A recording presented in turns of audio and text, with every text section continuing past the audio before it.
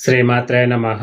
ఈరోజు వీడియోలో నేను పెళ్ళైన తర్వాత పిల్లలు తొందరగా కాకపోవడం గల కారణాలేంటివో నేను ఈరోజు చెప్తా. ఇప్పుడెందుకంటే పెళ్ళైన సంవత్సరానికి పిల్లలు కాలేదనుకోండి, అసలు భార్యాభర్తలకు ఏ విధంగా ఉంటదో గానీ, పక్క వాళ్ళకు ఎక్కువ ఇదనిపిస్తది. అయ్యింది, సంవత్సరం అయిపోయింది, ఇంకా పిల్లలు కాలేదు అని పక్క వాళ్ళకి ఎక్కువ ఆందోళన ఉంటదనమాట. పెళ్ళైన వాళ్ళకు ఉండకపోవచ్చు గానీ, అయితే ఈ పక్క వాళ్ళ గురించి వీళ్ళు చాలా బాధపడుతూ వాళ్ళు ఇట్లా అంటున్నారు, అట్లా అంటున్నారు అని. కానీ నిజానికి మనం ఇక్కడ ఒక విషయం మనము తెలుసుకోవాలి. మన ఇంట్లో పాతకాల పెద్ద మనుషులు గాని, పెద్ద మనుషులుంటారు గదా! 60, 70 ఏళ్ళు దాటిన వాళ్ళు మన ఇంట్లో ఉన్నారనుకోండి, మనకు వాళ్ళు ఈజీగా చెప్పేస్తారు ఎంబడే. పిల్లలు లేట్ అవుతున్నారు ఓహో! పలానా వాళ్ళురా పిల్లగాని వాళ్ళ అత్తనో, వాళ్ళ వంశీకులు ఉంటారు గదా! అంటే ఎవరిదన్నా ఒక శాలి పడినింటదనమాట. శాలి మా అత్తగారి పోలిక పడ్డదిరా, లేకపోతే మీ అత్తగారిది పడ్డది. ఇట్లా చెప్పేస్తుంటారనమాట.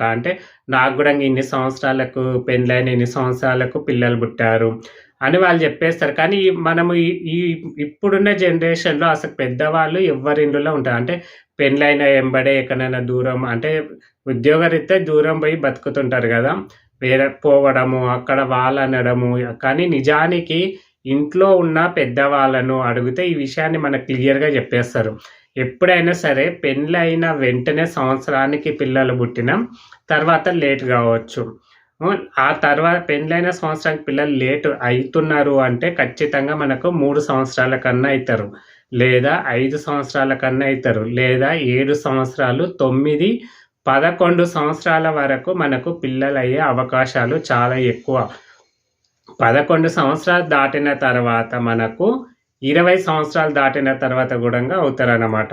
అందుకే మీరు ఈ మందులు వాడడము, మాకు పిల్లలు లేట్ అయితున్నారా అని అనవసరమైన మందులు వాడి పిల్లలను మనము మన పోలికలు వచ్చినా గానీ వాళ్ళ బుద్ధులు వేరే ఉంటాయి. మందులతోటి పుట్టించే పిల్లలకు బుద్ధులు వేరే ఉంటాయి. కాబట్టి ఆగండి. ఎవ్వరు ఏమన్నా మీకు ఖచ్చితంగా పిల్లలు అనేది పుట్టే తీరుతారనమాట. ఎవ్వరికి పిల్లలు పుట్టకుండా ఉండరు. కాకపోతే మనం ఆగాలి. చెప్పినా గదా! నేనిప్పుడు 3 సంవత్సరాలు, 5 సంవత్సరాలు, 7, 9, 11, 21 సంవత్సరాల వరకు పిల్లలు పుట్టే అవకాశాలు ప్రతి ఒక్కరికి ఉంటాయి. ఎవ్వరికి పిల్లలు పుట్టరు అని అనుకోవద్దు. అనవసరమైన మందులు వాడడము, గుళ్ళ గోపురాలు ఇవన్నీ తిరగడము వేస్ట్. మీరు బాగా ఎవరన్నా ఈ పలానాతోటి మేము మందులు వాడినాము, మాకు పిల్లలు పుట్టిండ్రు అంటారు గదా!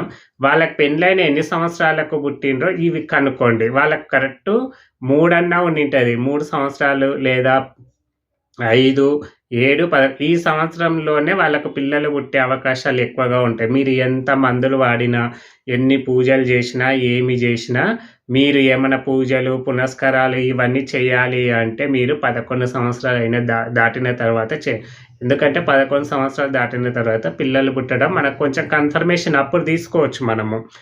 మందులు వాడడమా, లేకపోతే ఇంకేమైనా జేయడమా, అప్పుడు నిర్ణయం తీసుకోవాలి గానీ, సంవత్సరానికి, 2 సంవత్సరాలకు, 3 సంవత్సరాలకు మాకింక పుట్టరేమో అనే బాధతోటి ఆ మందులు, ఈ మందులు, చెట్ల మందులు అన్నీ తాగి మీ ఆరోగ్యాన్ని ఖరాబ్ జేసుకోకండి.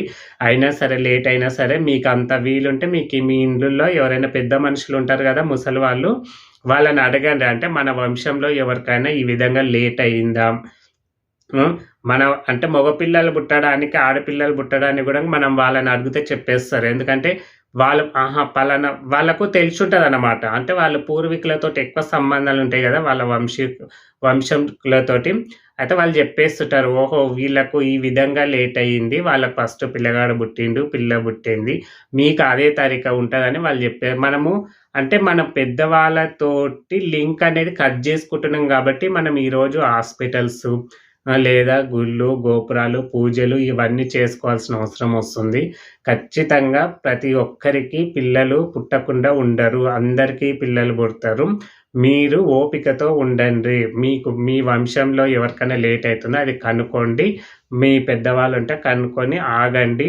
కానీ మందులతోటి పిల్లలను కనడము మనకు తగ్గట్లు వాళ్ళు నడుచుకోకుండా ఉండడము ఈ విధంగా జరుగుతుందన్నమాట. అందుకే ఎక్కువ మందులకు పరిమితము కాకండి. జై శ్రీరామ్.